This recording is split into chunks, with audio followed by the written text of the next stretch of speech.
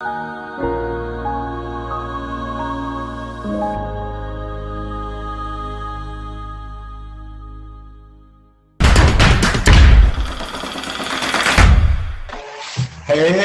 welcome back. Welcome back for another show of NACA's American Dream Program. I'm just amazed and happy to be back. It's always good to be on here because we're helping, and NACA's just relentless. We're telling people about mortgages, how to get one in spite of a 480 credit score, in spite of not having a whole lot of funds, in spite of all these things. But I always want to welcome my dear friend over there in Texas, Internet. What's going on over there? How y'all doing out there? Hey, hey, hey, out there in the land of NACA. We are here today. It is a beautiful day here at NACA. It's a beautiful day to be out looking for a home. It's a beautiful day to just be out and be able to say, you know what, we survived the pandemic. We're still surviving. We're out there doing what we know to do, and that's put our best foot forward to do good in the neighborhoods and in the land of NACA, where the interest rate on a 30-year fixed is 2.125 and on a 15-year is 1.5. This is the day that you can realize your dream. I feel like Oprah by saying, you get a house and you get a house. We got to make it happen. But Damian, we got some interesting things in store for this hour. This is the power hour. I like calling it the power hour because we have, backed by popular demand, drum roll, Damian, who do we have today? Hey, we got the man with the plan, the knowledge, and all the know-how of NACA. Mr. NACA himself, Eric Exum, is back to continue our conversation from last week. So if you have any questions, I'm sure some of you guys are already putting questions in, but 833-771-0500. Again, that number is 833-771-0500. And Jeanette, I know you are already inundated with questions for Eric. I am. Let's get started. Absolutely. And don't forget, we are live on Facebook right now. So throw up some hearts for our Facebook community out there. Throw them hearts up. Let us know you're hearing us. And don't forget, we're on Twitter and Instagram right now. So, let the questions come in. Eric has decided he's going to bless us again by bringing, and Eric is a really busy person. We're talking about the national director for the mortgage services. So there's a lot that goes on into that. There's underwriting, there's quality analysis, there's quality control. There's so much that goes into it. And I'm just so happy that due to all of the questions, and we've been getting questions every single day. That's never happened before. So it just shows us that what he said was so powerful and it resonated to so many people. We didn't have a choice, Eric. We had to invite you back. We thank you for coming and taking some time out of your busy day to come back and ask those questions. I'm going to hit the ground rolling, but first I want to ask you, how are you? And thank you. Oh, I'm great. And it's a pleasure to be back. I look forward to it. I've been looking forward to it. We're all here for the same reason, to help our members get through the process. So I'm going to do my best. There's no question that's off limits. I will answer anything that's asked. And my goal is to simplify the complex, right? Just give you the direct answer so you can make it through the process. Thank you. And ladies, I'm gonna tell you up front, because this is the third time we done got asked about Eric. I'm gonna tell you up front, ladies, yes, he is handsome. I know y'all see him on Facebook. He is very handsome. We get that, but he ain't single. So for the third time, we done had 3 people ask, is he single or what? My answer is he's not single, and what? So, we gonna leave that alone. So this is I just got another question about that. So we done top that up. We gonna X that. We done with that. Eric, why do we need underwriting? One of the questions is, why does underwriting have to be so intense? If I've given all the information to the counselor has verified everything, checked everything out, why does this process have to dig so deep and all the explanations for my name? I got a P in my name. I got a T in my name. Is it a P or a T? Why is that so critical? It's a very fair question. And the reason it's so critical is because NACA wants to make sure we get that second set of eyes on your individual file before we get over to the bank. Remember, if in the qualification process, we dot all the I's, cross all the T's, and get it right, we do that before you spend money. So I know there's an emotional investment in telling your story, putting together your credit asset income documents, overcoming the hurdles that you might have had in the past. But it's really important that before you spend that money on inspections, before you cut a check for due diligence or earnest money, that we've double checked. Like I said last week, once we send your file to the bank, once you are credit access approved through the NACA underwriting, unless there's a property issue, you will get that loan. So our underwriting department makes sure that you're going to get the loan. Awesome. Eric, I got one crazy question that everybody's always asking. We have been talking about multifamily so much, and a lot of people just wasn't aware that this was a part of NACA. So if I qualify for a single family home, what do I have to do to go back to now qualify? What does that process look like to now qualify for a multifamily home? Yeah, I think I mentioned last week that multifamily is not for everyone. The first thing you're going to want to do is take a class for the jurisdiction that you're buying in. Every state and some counties, even in cities, have different laws and requirements to be a landlord. So, for example, I think I mentioned, in some cold states, if your tenant's heat goes out, you have X amount of time, 24 hours, 48 hours, to get that heat back on. You need to know that before you go into a multifamily. You have to also make sure that you take these courses and understand if you have the time available to commit to managing multifamily. A multifamily really is a small business. Finally, the criteria for NACA is that you have enough reserves. So after you close, after you spend the money to close, and there's no down payment, no closing costs, but you do have to have money for taxes, insurance, and interim interest to close. And then if you choose to buy owner's title coverage, you have to have the money for that. And then if you buy into a homeowners association, there are some external fees for the property association itself, co-op, condo, and that wouldn't apply to multifamily, just to make sure everybody understands. Those are the costs to close. With a multifamily, you would then need reserves. So if you were buying a duplex, so 2 units, you would need 4 times the total principal, interest, tax, insurance, total PITI payment in the bank after you close. So for easy math, if your total PITI was $5,000 a month, you'd have to have $20,000 in the bank. If you were buying a 3-family, you need to have 5 months reserves. So you'd have to have $25,000 in the same circumstances, $5,000 a month PITI. If you're buying a 4-family, you'd have to have $30,000. Anything beyond a 4-family is no longer residential, so you can only do 2, 3, or 4-family for multifamily purchase through NACA.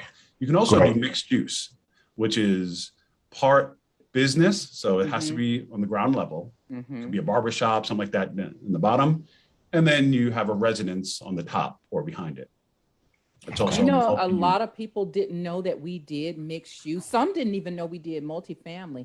And a lot didn't know that we did mixed use, Eric. Do we get a lot of clients in that are looking for, or members in that are looking for mixed use? A fair number. So a lot is relative. There's a good number, particularly in the New York, Chicago, the major cities. We're seeing a lot more in Philly requests lately. We've seen them in California over the years. So certain cities, so I would say a lot in certain cities and not so many in other cities. So, I'd love to see more in, Atlanta, downtown Atlanta, that kind of thing, where a lot of our members are purchasing. Yeah. One of the questions that have come in, and Facebook family, thank you. I'm throwing up my hearts for you right now because I thank you for your questions. They are coming in on Facebook, eVoice, and the like. One of the questions that are coming in right now is qualification valid for 6 months or 90 days? I saw on a video where someone said that the qualification is now only good for 90 days. Before you answer that, Eric, to that Facebook person that is putting that question out, thank you, because there's a lot of misinformation out there across social media about NACA. And to get the information correct, the right source and the first source you should seek out is NACA's official Facebook page. Look for NACA's official Facebook page to give you that information that you need. But Eric, for qualifications, what is the real answer? Yep. So I'll give you the long and the short answer. So I want to add to your official, NACA Facebook page. Also, go to NACA.com. The long answer I'm going to say is because NACA always looks to do what we do better. So if we figure out a better way to do it, we will change our criteria. We'll change, what we're doing from one day to the next. So both people were correct at one point. So it used to be 90 days, but we have changed it to allow the qualification to be good for 6 months. And it says it right on the qualification letter, qualification form that you receive. Now, I don't recommend letting your qualification expire before you keeping your documents updated. So basically, you can keep your file updated to where your qualification virtually never expires. You just have to keep in touch with your mortgage counselor and make sure that you keep when you write your check for rent, make sure you upload that to your NACA web file. When you get your asset statements, your bank statements, upload those, your pay statements, and so on. So if you keep your file updated and nothing changes, you'll officially requalify every 6 months, but you'll know if your qualification is still valid, meaning you can go straight to credit access if nothing's changed and you've kept your file completely updated.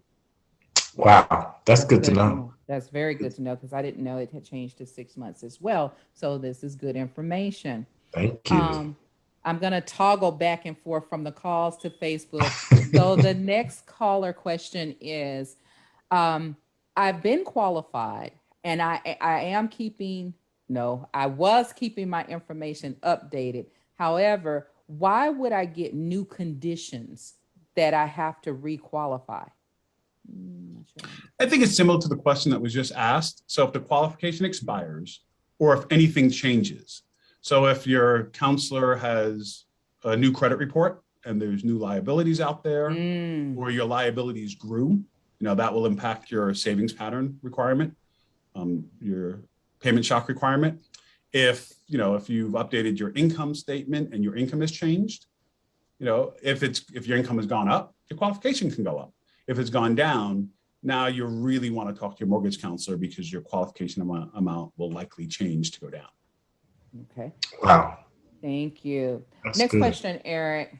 Darlene is asking, I was told by my NACA advisor I must have $5,200 for my next step. I now have $3,200 and it's taken me a while to get the remaining $2,000. Is this going to hinder my next step of being qualified?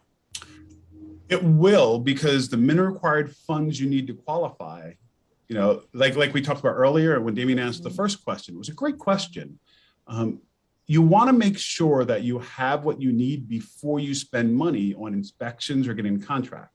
If in this case, Darlene, you need $5,200 to be able to get through the process for the reserves we talked about, your prepaids, which are taxes, insurance, interim interest. You may need to do an interest rate buy down to get to the payment that you need to qualify for the house that you want to purchase. So make sure you have your funds in place first before you get into contract. If your counselor says your minimum required funds are $5,200, then you do want to put those in place.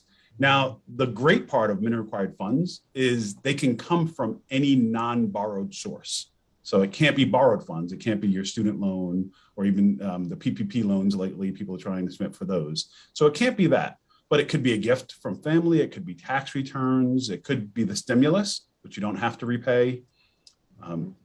So the source can be from anywhere that's not borrowed. But if your counselor does tell you $5,200 is your minimum required funds, you'll want to save that. And Darlene, hang in there, because that for true low moderate income people, that's why we don't have required closing costs. That's why there's no down payment. We absolutely understand that we don't have tens of thousands of dollars, coming into home ownership if you're a true low moderate income person, generally speaking. You won't have that kind of money. So you'll work with your counselor for a savings plan. So you can either save it up from your regular income. A lot of people do a side hustle or take a second job just until they get enough money to buy a house, and then you don't have to sustain it, to put that money together quicker. But yeah, it is a challenge putting together enough money to get qualified. But NACA is the program that requires the least amount of cash up front to get into a mortgage. And remember, though, that the money that they are requiring is not a down payment. These are your prepaids. It's Correct. not down payment. And reserves, you get to keep. You're going to keep some of the money that you were required to save. Correct. Because, guys, going into home ownership, things happen, right? It's almost like Murphy's Law. when you buy the house, you have to make sure you have a little bit of extra money in case that hot water heater goes in the first couple of months. And you also have to adjust to the cost of maintenance in a house. You usually buy more space than you rent. So your utility bills often go up, heating, air conditioning. Nowadays, it's hard to find, housing close to jobs. So your vehicle expenses might go up, how much you pay for gasoline. So make sure you have a little bit of extra money, set aside to adjust to the new cost of homeownership. Wow, that's something really to think about. It is. Eric, I do have an infamous one, the appraisal. When is it ordered? How long does it take? What do you do if you don't see it? All of those questions, because it's very integral, especially from a real estate standpoint. When you put in there, you're supposed to get it back in 25 days and you on 21, 22. And, I've been told by some it's only ordered once you do bank application. I was told by some it's ordered when the file is, the contract is uploaded to the file. What really goes on with that? Because it's integral. I love the way you ask these questions, and I so appreciate that you're trying to get your listeners out there direct and clear answers, because you're exactly right. There's a lot of misinformation. The appraisal gets ordered as soon as the mortgage counselor receives your fully executed purchase and sales contract and completes the data entry in our proprietary software called NACA Links. So you have to get the contract, and you can send that. So your real estate agent can send it in through the NACA portal at NACA.com. You can send it in as the member through your web file. You can, deliver it to the NACA office, and we can upload it from there using the kiosks that we have at the office. So once we receive it and the data entry is put in, the appraisal is immediately ordered. Now, it could be another week or so before we actually send a 1003, which is a loan application. That's Fannie Mae Form 1003, which is actually your application to apply for the loan through our participating lender. A week or 10 days can go by in between, but we've already ordered your appraisal the minute we had your fully executed contract and did the data entry on it. Now, for appraisal delivery, that ranges on where you are. So typically, in most of our markets, we're getting our appraisals back in just under 2 weeks. And I know that's a long time and it's different than it used to be, but there is a shortage of appraisers in the industry right now. So for most of our markets, there are some markets like Tampa, Florida area, San Antonio, Texas area, where it's taking a bit longer, 3 weeks and sometimes more. What's really important is that you work with your counsel and you look on your web file. The lender provides us the estimated time of delivery that makes sure your real estate agent knows that date so they can negotiate with the sellers. Good agents out there, well, I should say good, experienced agents, they know what's going on with the appraisal, with their market, and for how long it takes to get appraisals in certain markets. So someone in San Antonio is going to understand that that's what it takes, because it takes that long, not just with NACA, but with any lender they're working with out there. So This communication is everything about the appraisal delivery. Thank you. That's good information. Good to know. And for sale by owner or a seller, I think it's kind of the most difficult part is the sellers are not willing to understand. Do you see that on your side of the business, Eric? For sale by owner can go either way. So I like working directly with the owner. It typically eliminates the real estate agent on the seller side. And sometimes agents are incredibly helpful on the seller side.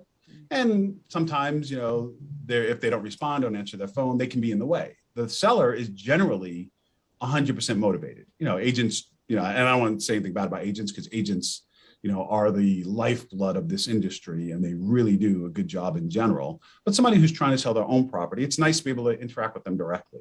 They're generally a little bit more willing to give the extra time to get what's needed, because they understand they didn't hire an agent. They're usually trying to save a few dollars by not having an agent. Most for sale by owners I see, the buyer or member already lives in the property or has what's called a non-arm's length relationship with the seller, meaning they know the seller outside of the transaction itself. Gotcha. Anytime there's that kind of transaction, and so make sure everybody knows, we're going to do something a little bit different when you're buying the house that you already live in. We're going to do something a little bit different with your rental payments. We can't use a verification of rent from a seller because they have a vested interest in the transaction moving forward. So you will have to document that you're paying rent through 12 months of canceled checks or electronic payments or showing in your bank statements where you withdrawn the money for 12 consecutive months to make the rent payment. So just keep that in mind. But you're right. For sale by owner can either make it more complex or more simple. Yeah. And generally, I see those when they already live in the property. Right. Eric, what if the for sale by owner doesn't want to pay the commission because they're the ones, the seller is the one that usually pays the commission to the buyer's agent and the seller's agent. And a lot of times they do for sale by owner so they won't have to do commission. So how does that affect our buyer if the seller is saying, I don't want to pay a commission? Who now pays the commission? Yeah, again, great questions, Damian. So there could be no agents involved. So in the situation that we see most, where the person already lives in the property, NACA can help set up where our settlement agent, the one who's going to perform the closing, they write up or help you with the purchase and sales contract. So you don't have to have agents involved. And then the member is going to have to do a bit more work though. You're going to have to schedule your own inspections. You're going to have to do a lot more research about and work with your counselor on a few more things about how to really make sure the property end of the transaction goes well. So you can save a few dollars. Yeah, I want to talk about this in a minute. So yeah, we got to go to run the break. Thank you guys for the NACA's American Dream program. We'll see you back shortly, and we'll finish up this question because this is a good one, a hot topic.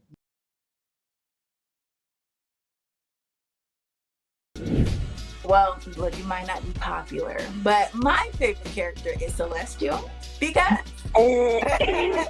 one of the quotes that I wrote down in the book that kind of stood out to me was love is the enemy of sound judgment. She seemed like a very needy woman. And I can't even respect Andre because how do you prey on your friend's wife while he's incarcerated? Like, I just can't get with that. And maybe I got too invested in the book, That's the point.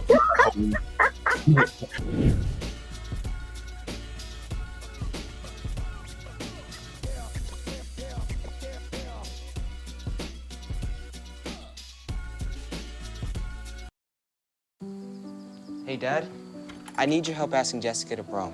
Of course. Love is like the ocean. You have to tread the waters. Dad, that's not the kind of help I needed. Hey, Jessica. Will you go to prom with me? Yes. You don't have to be perfect to be a perfect parent. Thousands of teens in foster care can't wait to share their first with you. Is love transactional? What is it? It's so good when you loving somebody and somebody loves you back. You want that and somebody loves you back part. what is love? I feel like we just opened up the miseducation of Lauryn Hill.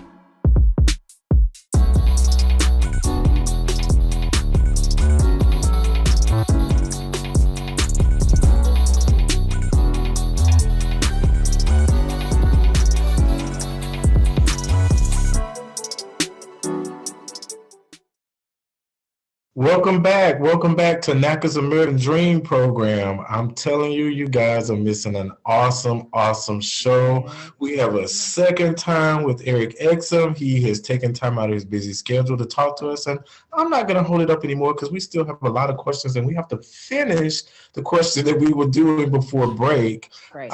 Eric, do you want to go ahead and continue that?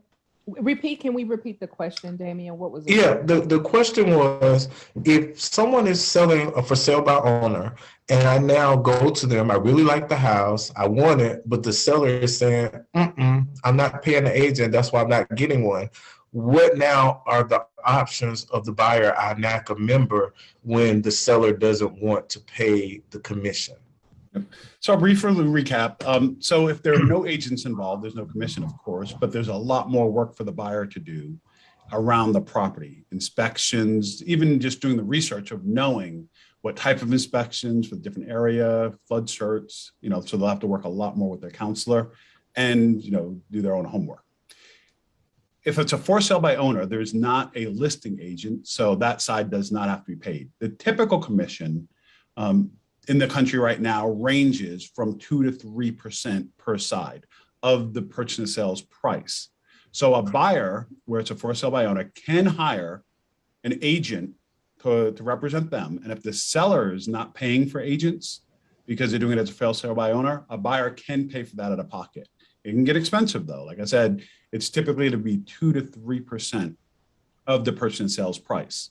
So for easy math, if it's, if it's a $100,000 house, 3% of $100,000 is $3,000. Okay.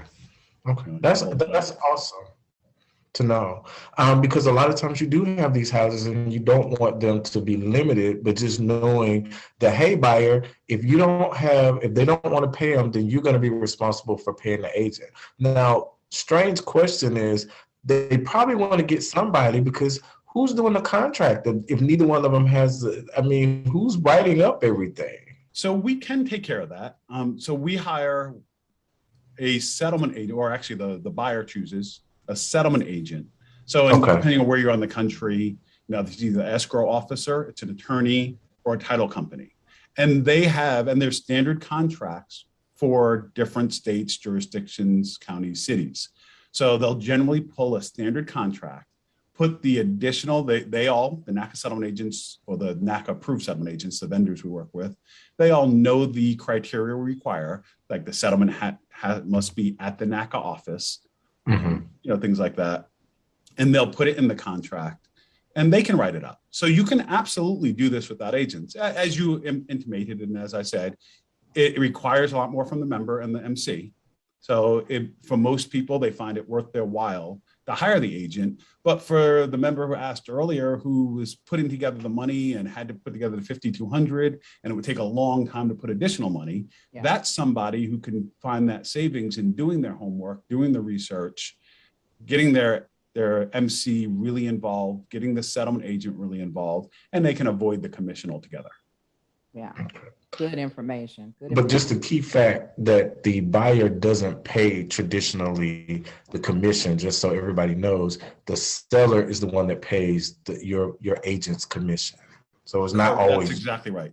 Traditionally, the commissions are paid from the proceeds from the seller's side. So it's usually built into the price. And to your point, that's why I said a lot of people do for sale by owner. They can get a lower price. They don't have to pay the commissions. So both sides can save money, but you're exactly right. Commissions are negotiable. So technically, although it's traditional for the seller side to pay the commissions, they can negotiate the buyer side to pay it. And that's the kind of crazy things we're seeing in the market where, there's a lack of inventory and it's a quote unquote seller's market. Now, NACA will not allow that. Will only allow the buyer to pay a commission in the circumstance of a for sale by owner when there is a savings to the borrower in other areas, usually purchase price. To say it a different way, and I'm sorry, I say a different way. We didn't build this program to have no down payment, no closing costs to the borrower, just so it can be supplemented by the seller charging more fees to our borrowers. That's right. So we don't allow additional and non-traditional seller fees to the NACA borrower. I like the way you put that. Thank you. Simply put. Thank you. Yep. So I'm toggling back and forth. 833-771-0500. Eric is working us today. He's working the lines today, and he's working the I see the hearts going up. And you guys keep them coming. But I'm going to toggle back and forth. Eric, earlier you tapped into the stimulus and the pandemic and how you can utilize those funds and things like that. Erica is asking a question here, and her question is, due to the pandemic and based on my job, I have been receiving stimulus. Can my stimulus be used as part of my income? I think I already know the answer to this, but I want you to answer it. And also, I am also receiving advanced child credit payments. Can that be included in my income for qualification for a higher amount? Good question, Erica. Yeah, it's a very good question. The short answer is no, because anything that you're including in income has to be something that is going to be there for the foreseeable future. For NACA, that's going to be, reasonably project 5 years out. So although nothing's guaranteed, you could lose your job in the next 5 years. You can, if you can reasonably project that you'll still be employed in 5 years, if nothing goes wrong. With a stimulus, that has a short shelf life. So that's going to end soon. To say it another way, Erica, you don't want to count on money to make a mortgage payment that's not going to be there, for the foreseeable future or for the long term of making the mortgage payment. NACA is all about long-term affordable homeownership. Not just getting into the property, but being able to afford it comfortably over the long term.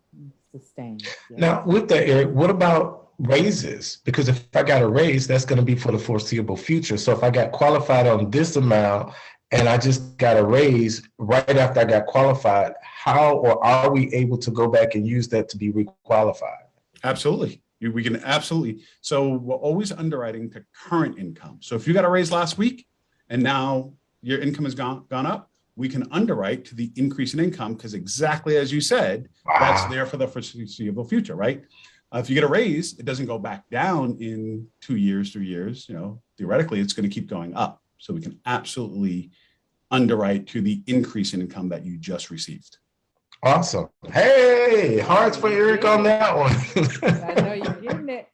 So Marcos is asking, is 2 years of W-2 is strict requirement? Is it a strict requirement? If I've shown growth in my professional career, increase in income, and is stable for at least 1 year, do you think 2 years is strict? So there are circumstances where you don't need 2 years. So I'm going to back up a little bit and talk about different types of income. And I'd love to talk to Marcos and understand why he's asking that.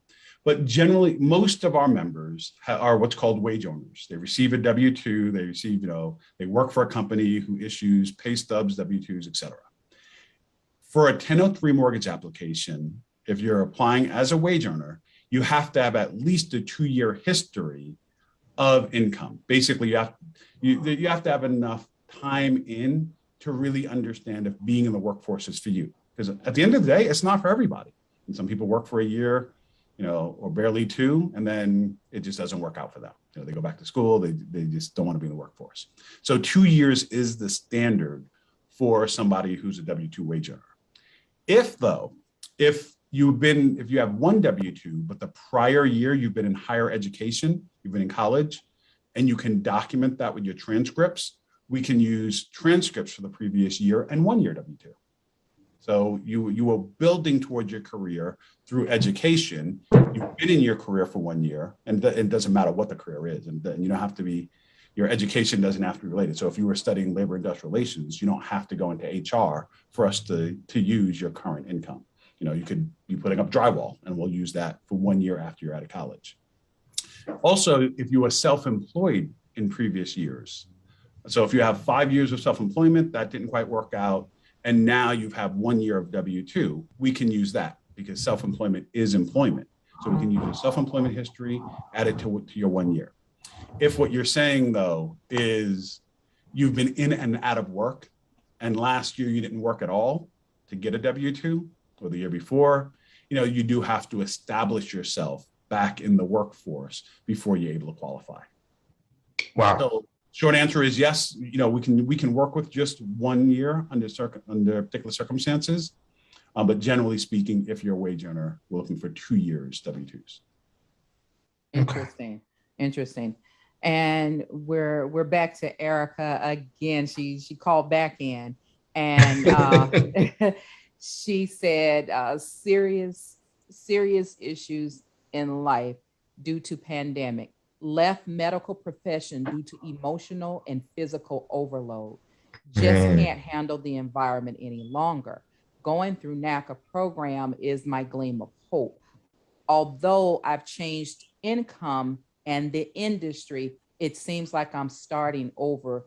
And it sounds like she didn't finish, but it sounds like she's switching careers, Eric. She's left the medical industry, and I want to say I see ED, and I think she was letting me know she went into education or something else. When you change careers like that and your income is impacted, how does that affect your qualification? What a great question. And I love engaging with Erica. And I generally don't give my personal opinion about stuff, but I'm going to say kudos to Erica for taking care of her mental and physical health and putting that first. Now, having said that, NACA does not require you be in a specific industry for any amount of time to use that income. So NACA understands low moderate income people, we change industries all the time, right? I might go from working at the front desk of a hotel to realizing that the van drivers who come to that hotel make more money in tips and want to give that a try, and I want to get away from the front desk, do that for a year or two, and then I go into the food and beverage service for the same hotel or a different hotel or outside the hotel and do that for a year or two. It's okay that people change industries and change jobs. The key is for there not to be significant gaps in employment in the most recent 2 years. So industry change is fine. Gaps might be an indicator that, there'll be some challenges in sustaining your mortgage payment. But you can have gaps in months 13 through 24. So in the most recent 12 months, you really don't want to have gaps in employment. But in the previous year, if you have gaps and they're explained and your current employment is stable, that's the key. Current employment is very stable, then we can work with the 1 year with no gaps. Wow. Okay. Let me see if I can go faster because I know we're approaching a break. I'm going to state the question so we can get our answer, but I want Gia and Jamil to know we're coming back at you. But here's the question. Is it required to advise your counselor if you want to buy single family or multi before you begin even looking, or can you decide once you found the property altogether? You really need to advise your counselor before you start shopping. Focus is everything. And I'll tell you straight, if home ownership isn't, in your top 3 priorities right now, then now is not the time to come through the process. Continue updating, continue with your budget, because that should be important in life anyway. Once you really know what your priorities are, because this process is not simple. No home buying process is. NACA is unique in that we really engage our members to understand homeownership. And just like studying anything else, it really requires your focus right now. It doesn't have to be a long period of time of your focus to get into homeownership, but it is an intense period of time for your focus. Wow. So you really need to, and your real estate agent should tell you the same. You really, when you're out there shopping, need to focus on what works for you. If you're somebody who right now hasn't decided yet whether you want single or multifamily, you really need to focus on shopping for single. And then only if that doesn't work out for you, you can't find what you're looking for out there, then focus on multifamily. And multifamily means different, right? It means 2-family, 3-family, or 4-family. I will tell you straight, a 2-family is a very different experience of purchase than a 4-family. It's not nearly as much work. There's a way I explain to most people. Most people, have trouble grasping how much extra work it is. Think of each additional unit for those of us who are parents, like having another child. Oh God. When I had my second child, my wife and I, we had our second child. It was more than twice as hard as only having one child. I figured, if it's one extra kid, it'll be twice as hard. No, it was more than twice as hard. Right. And buying additional units is just like that. You have now 2 sets of tenants or 3 sets of tenants. Really, a multifamily, 4-family purchase is like having a whole second job. A 3-family job, is like having, a part-time job that takes up, a fair amount of your time, and a duplex takes a lot less time. It is, like having a part-time job, but, maybe an extra 10 hours a week as opposed to the 20, 30, or 40. Wow. So you guys, I know we got to go to break. Yes. NACA's American Dream Program. Stay tuned. We'll be back. Don't leave us. We got some more information coming. Thank you.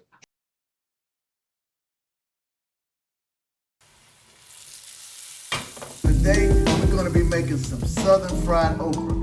I know you guys probably saying, ooh, I don't like okra, it's too slimy or whatever. But I'm going to tell you, the way we're going to deep fry this thing, you're not going to taste any slime. Let's go.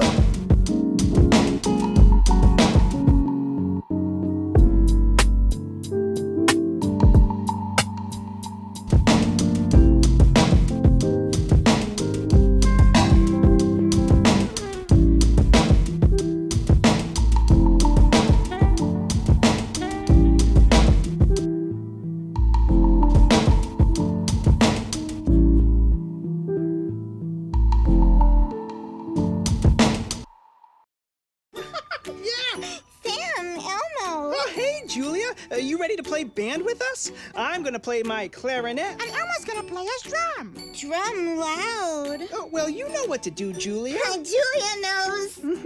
With Julia's autism, loud sounds can be too much. But she still loves to make music. Play band. Early screening for autism can make a lifetime of difference. Find out more at screenforautism.org. One thing that's come up in the midst of this pandemic is that people have been getting retrained, going into different careers, really making a pivot in the midst of a pandemic. The advice I would offer to any young person that has started on a path, their pool, or they see some interest somewhere else, I would tell them, do not turn your back on that. I started off as a receptionist, $7.50 an hour. And I don't make $7.50 an hour now.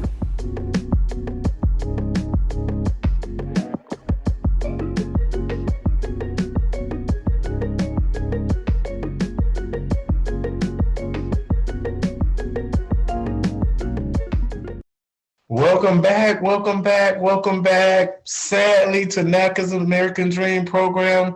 Anjanette, tell them, first of all, Eric, we never thank long you. Enough. We appreciate you. Oh my God, we just, I don't know what to say. It's not enough time. Thank you so much for taking time out of your day. Anjanette, tell them where to find us. Last comment coming from one more? Okay. Erica called in, Eric, and she says, I am happy you guys are on here because there is so much misinformation out there, but you need to do more. More of these sessions would help. My life and livelihood is serious, and thank you for taking my questions for real, because it is real. That's from Erica. Wow. And I know you're about out, but real quick comment. I appreciate you, Erica. And you're right. There's a lot of misinformation. So please go to NACA.com, go to Home Buyer, and use the purchase resources. You know, I know we don't like to these days, but read the workbooks, read the materials out there. What's in writing is the right answer to your questions. Absolutely. And as always, you can find out about us, as Eric said, on www.naca.com. Keep the questions coming. We're always back here at 1-833-771-0500. And on our Facebook channels and social media, you can like us, love us, do what you want to with us at Facebook, the official page, Facebook, Instagram, and Twitter. You know what? Damien, Eric, I do appreciate you guys. Have a blessed day. Remember, stay safe, mask up.